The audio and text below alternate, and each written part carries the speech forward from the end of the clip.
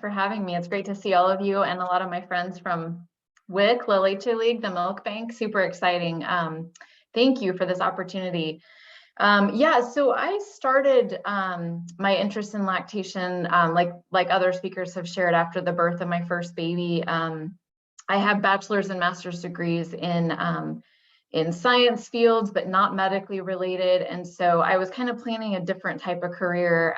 But then I had my first baby almost 20 years ago now. And she went on to be a very, very successful breastfeeder, but we had a couple of hurdles at the beginning. And I actually got on WIC at the time to get breastfeeding support. And that was an amazing experience. And now I've gone on to work for WIC. So that was a great kind of full circle moment for me. But at any rate, my experience with her and then her sister a couple years later, again, another really successful breastfeeder, those kind of launched me into an interest in supporting other parents as they start off with their infant feeding experiences. So I started volunteering with Lactation League, and that was almost 20 years ago now. The time just flies. And then I did become a lactation educator, and then I took the IBCLC exam for the first time in 2009. And so that will be 14 years this year that I've been in IBCLC. And I think they've changed things a bit.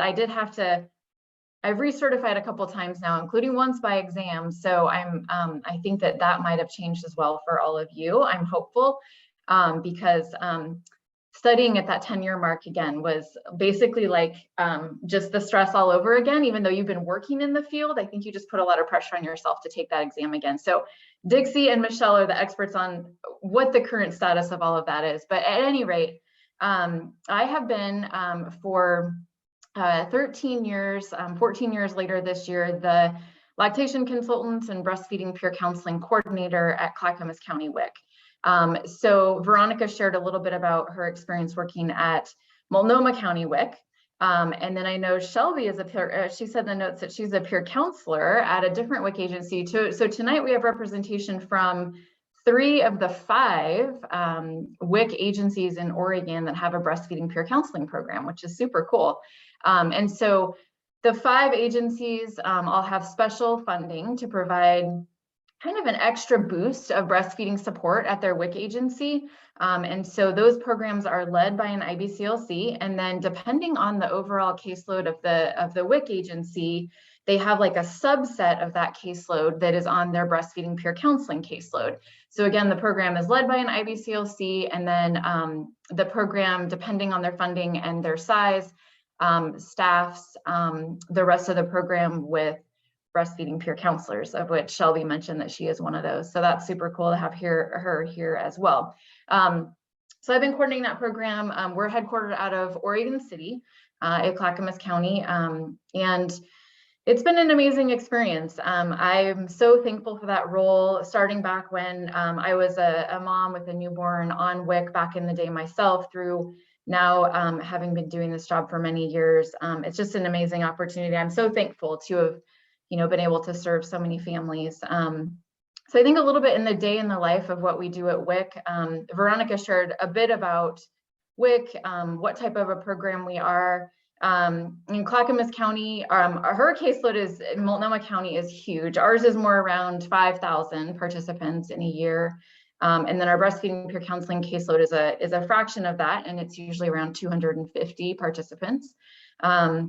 So myself and our bilingual peer counselor serve those families. The focus of the breastfeeding peer counseling program at WIC is on prenatal relationship development and education, so that we can help people with their infant feeding decisions before they're actually holding that baby. Of course, we have families that don't come on WIC until after they've had their baby, and that's fine too. We still serve them. But the original goal of the program really is to do as much as we can prenatally and help them as they're making those feeding decisions. And so we do education sessions depending on the agency and whether or not we're in the middle of a pandemic. Some of those sessions are in person. Some agencies are doing them remotely now. But we have certain contact intervals that we reach out, of course, more intensely right after delivery, so that we can really provide that support when they might be experiencing some of the more challenging times. And then we continue to serve them throughout the course of their breastfeeding. I think as I was looking at those kind of questions, I thought one thing that jumped out to me about what I just absolutely love most about my job is that we serve families all the way from when they get pregnant and we start talking to them about breastfeeding, all the way through weaning. And so we're seeing conversations around returning to work, and we're seeing conversations about teething and just the entire span of breastfeeding. And I just really love that. I think it's an amazing opportunity to work with those families. The whole time they're feeding their babies, and then they come back again on their next baby. So it's a real privilege. I noticed one of the questions, and I wanted to make sure I mentioned when you asked what would people be surprised to know about my job.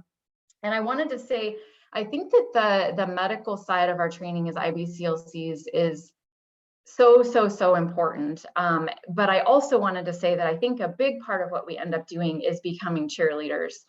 Basically, advocates, encouragers, those type of things. And we learn really quickly that it's not about us, how long we breastfed for, how long our neighbor breastfed for, or anyone else that we've ever met. It's really truly what that particular family's goals are and what we can do to support them. And so I think that encourager role, that one of the most important things that I think of when I think of our staff at WIC is our listening skills. And I think that's vital for IBCLCs. And so again, the medical knowledge, amazing. And of course, is a huge part of the foundation, but we're cheering people on, we're helping them be their best selves, making the healthiest decisions for them and their families, and being really, really great listeners, because we start there with what their goals are, and then we go from there. So those